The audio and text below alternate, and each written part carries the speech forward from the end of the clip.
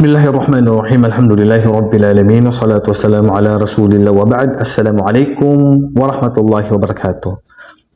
Ngayon ay pag-uusapan naman natin ang kaugnay po sa mga pagkain at special po sa mga hayop. Pag-uusapan natin ngayon ay kaugnay po sa mga insekto. Now, which is alam natin na kabilang ang insekto pangkalahatan bawal pong kainin. Anumang uri ng insekto ay bawal pong kainin. At may mga exemption dito. At ang exemption sa insekto ay ang tipaklong. So, ang tipaklong, pwede bang kainin o hindi? Ang tipaklong ay pwedeng kainin dahil binanggit po ng propeta sallallahu alaihi wasallam o naistala ng propeta sallallahu alaihi wasallam sa time niya ay pinahintulutan niyang kainin ang tipaklong. Sa hadis ni Ibnu Abi Awfa radhiyallahu anhu maqala gazawna ma'a Nabi sallallahu alaihi wasallam sab'a gazawatin aw sittan kunna na'kul ma'ahu al-jarad.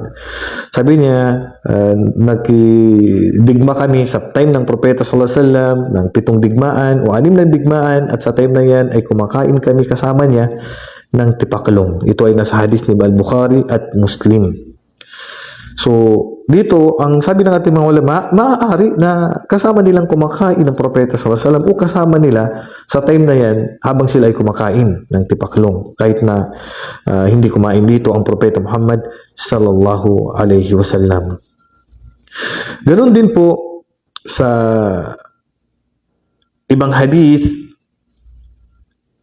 tinanong ang propeta sallallahu alaihi wasallam, su'ila an-nabiy sallallahu alaihi wasallam anil jarad. Tinanong ang propeta sallallahu alaihi wasallam kung pwede bang kainin ang tipaklong. Qala aktharu junudillah wala akuluhu wala uharrimuhu. Ang pinakamaraming sundalo ng Allah subhanahu wa ta'ala ay mula sa tipaklong.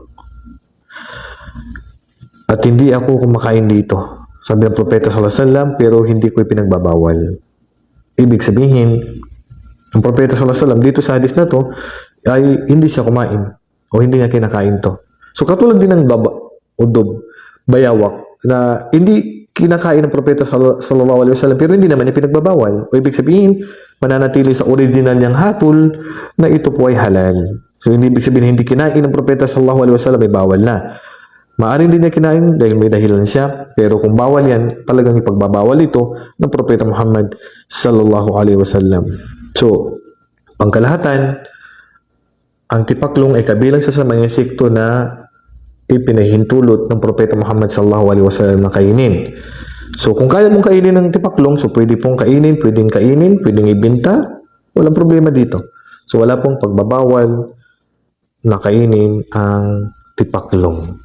So, yan lang po ang konting kaalaman na may napulutan nyo ng aral. Ang naibahagi natin ngayon, kaugnay po sa tipaklong. Wallahu a'lam. Wa sallallahu ala nabiyina Muhammad wa ala alihi wa sahbihi ajma'in. Assalamualaikum warahmatullahi wabarakatuh.